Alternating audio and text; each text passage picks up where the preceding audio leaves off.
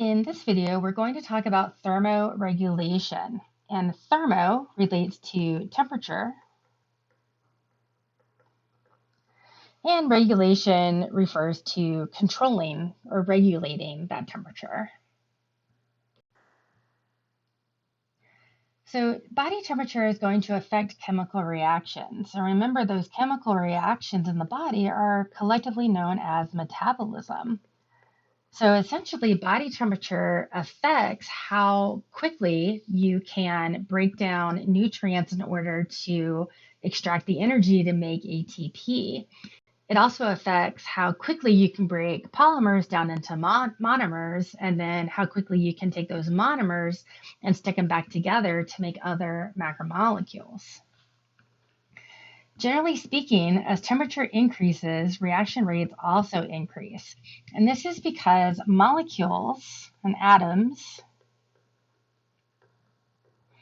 so atoms and molecules, they all have their own vibration. So they all have their own kinetic energy. So atoms and molecules are constantly moving around. And temperature, basically, as temperature increases, kinetic energy also increases, which means that reaction rate typically increases. And then the opposite is also true. So if temperature decreases, the kinetic energy of the atoms and molecules are going to decrease, which is then going to decrease the reaction rate. Now, one exception to this is that if temperature gets too high, then certain molecules can become denatured. And this word denatured means, and I'm going to kind of draw it down here, so denatured, it means that the three-dimensional shape of the molecule has changed. All right, and if the shape changes, the function also changes.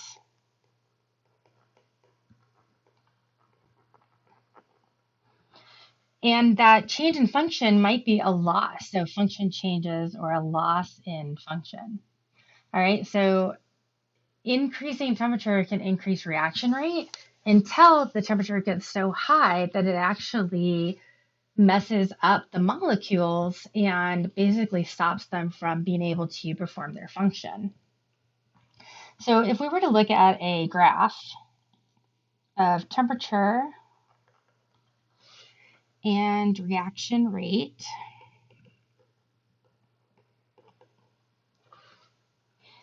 it would typically look something kind of like this. So at low temperatures, you have that lower kinetic energy.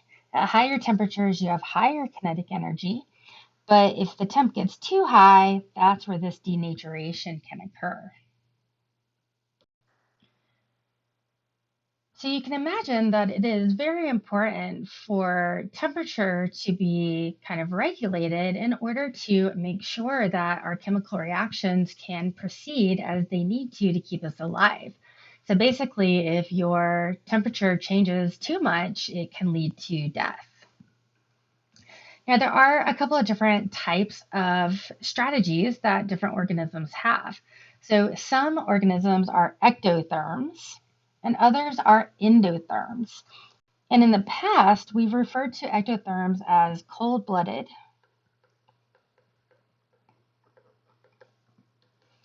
and endotherms as warm-blooded. But the more appropriate scientific terms are ectotherms and endotherms. So with ectotherms, the body temperature is similar to the environment. So essentially, they are not able to regulate their body temperature. So for example, if a turtle gets cold, it cannot shiver to warm up. It does not have that ability. And what this means is that the temperature of the environment is going to affect the metabolic rate of that organism. So examples of organisms that are ectotherms include amphibians and reptiles. And essentially what happens is when it gets too cold, their metabolic rate actually slows down and they actually kind of become depressed and that they're not able to move around as much because they can't extract energy as efficiently. Endotherms are able to maintain a constant body temperature despite what's going on in the environment. So think about mammals, or let's think about humans really, because we are mammals. When we get too hot, we are able to do things to cool ourselves down, such as sweating. If we get too cold, we can shiver in order to warm ourselves up. As humans, we are able to sweat if we get too hot, which helps to cool us down. And if we're too cold, we can shiver in order to warm ourselves up. And we'll talk a little bit more about how that works on a later slide. But essentially, internal processes are able to maintain that homeostatic body temperature. Now, different organisms might have different internal body temperatures that they strive to maintain, though. So, for example, humans have a quote unquote normal body temperature around 98.6 degrees Fahrenheit, which is 37 degrees Celsius. But dogs, for example, actually have a higher internal body temperature that they maintain. And as long as the internal body temperature is maintained at the appropriate level where it should be, then whatever the environmental temperature is does not influence metabolic rate. So let's take a closer look at these ectotherms, or these cold-blooded organisms. Now, ectotherms, as we mentioned, their metabolic rate is greatly impacted by the temperature of their environment because they're not able internally to do things to basically increase or decrease their body temperature as needed. However, they do have some behavioral adaptations. So they do things in order to somewhat regulate their body temperature. So, for example, if they are trying to conserve body heat, so this is to increase temperature, meaning that they are too cold and they want to warm up. And this one is in the wrong place. That should actually be down here. So let's talk about these other ones. So they can actually go out and lay in the sun, which we can see with this chuckwalla here. Chuckwallas are these lizards that are found in the Sonoran Desert. So you can find it in places like Mexico and Arizona. So this laying in the sun is sometimes called basking. So if they find themselves getting too cold, they can go find a sunny spot to try to warm themselves up. And they often find substrates that hold on to heat. So for example, things like rocks tend to warm up and really hold on to heat. And so they might go find a rock to sit on in order to maximize how much heat they can take in.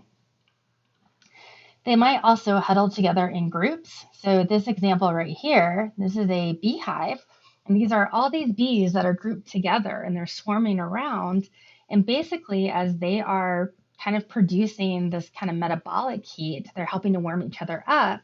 There's also some insulation involved in that they are all together in order to kind of hold the heat into the swarm. Ectotherms might also be active during the day when there are warmer temperatures.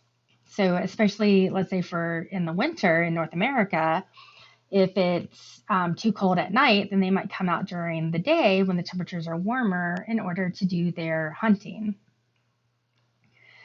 Now, as much as being too cold could potentially cause a problem with ectotherms, being too hot can also cause a problem. So behaviorally, ectotherms, if they are too hot and they're trying to decrease their temperature, they might go find some water because water has a cooling effect.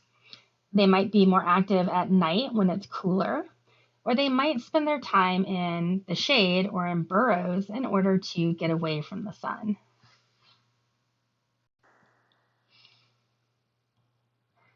Now for endotherms, remember that endotherms regulate their temperature from the inside out. So as the environment around them is changing and getting hotter and colder, There are physiological processes happening inside the body in order to counteract whatever the environment is doing. And this is related to metabolism, because remember that second law of thermodynamics.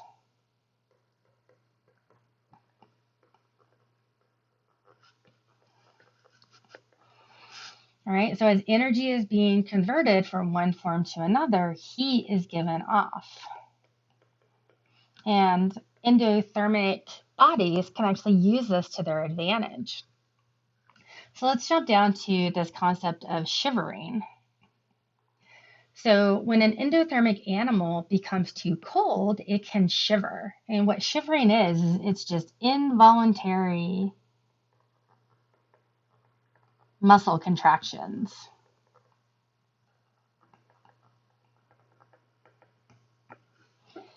And as those muscles are contracting, they need energy in the form of ATP. So the body is going through these metabolic reactions in order to basically do cellular respiration, to take nutrients and break them down and extract the heat to form ATP. But during all of these chemical reactions to make this happen, heat is being released as a byproduct, which helps to warm up the animal if it's too cold. Endotherms also have different substances that they can use for insulation. So, for example, fur, or in humans, we call it hair, but that can help to hold heat close to the body. Fat, especially if you think of marine mammals, they actually have blubber, which is a thick layer of fat that helps to keep them insulated to help hold heat in their body. And then birds have feathers, which are basically modified hair or fur that once again helps to trap an insulating layer of air around their body. The circulatory system can also be involved in helping to maintain normal body temperature. So when an endotherm becomes too warm, vasoconstriction can occur. And more specifically, this vasoconstriction is happening with the superficial blood vessels in skin. And so vasoconstriction means that the diameter of these blood vessels is going to get smaller, meaning that less blood is making its way to the skin. And this is one reason why when you get really cold, especially with your fingers and toes and other extremities, they start to look blue almost. And that blue is because there's less blood, there's less red blood in those areas. And that's what causes it to kind of turn a bluish color. And so by decreasing the size of these blood vessels and decreasing the amount of blood going to the skin, it decreases heat loss. All right, so more heat is going to stay in the body in those kind of deeper blood vessels, and less is going to be lost across the skin. Now, the opposite can also come into play. So let's jump down here and talk about the circulatory system here. So when an organism is too cold, remember we said that the superficial blood vessels in the skin are going to constrict or get smaller. Well, the opposite can also occur. So when an organism is too warm and they're trying to get rid of some heat, those same superficial blood vessels can dilate, and dilate just means to get bigger. And by dilating and getting bigger, there's now going to be more blood going to the skin, which is going to increase the amount of heat that is lost. And that helps to bring the temperature down. Sweating is another way that endotherms can help to decrease their body temperature. So sweat is made up of water, mostly water, with some other molecules in it, but we're just going to focus on the water here. And water has a high heat capacity. So basically it holds on to a lot of heat. And so the water, as it leaves the body, it's physically pulling heat out of the body with it. And then when it evaporates,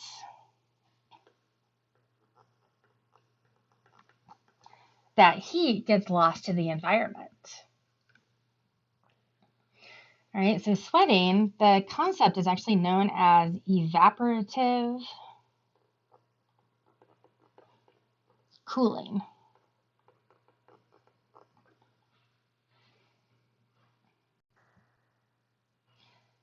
So let's do a quick recap of thermoregulation.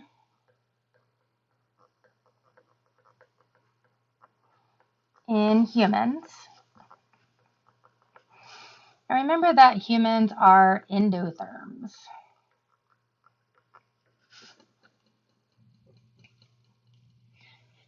All right, so first of all, if the body temperature gets too high, then what's going to happen is the body is going to try to cool itself down. And it's going to do that through these processes here. So those superficial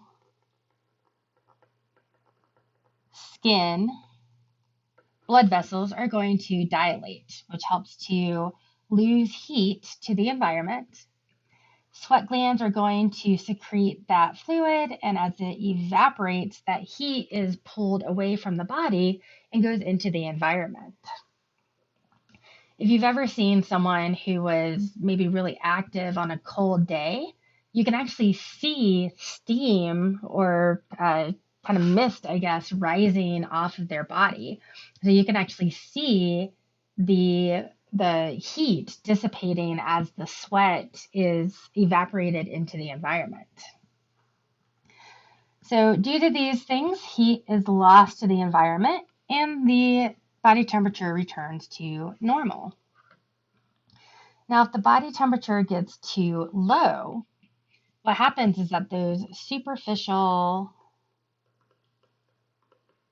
skin blood vessels are going to constrict or get smaller.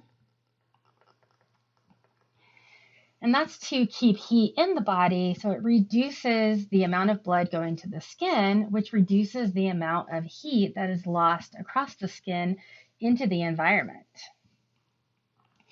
Shivering produces heat, and that heat is produced due to the second law of thermodynamics.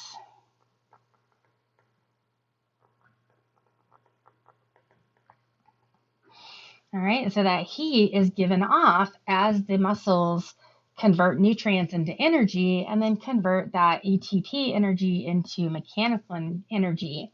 And that heat helps to warm up the body in order to bring the person back to the normal body temperature.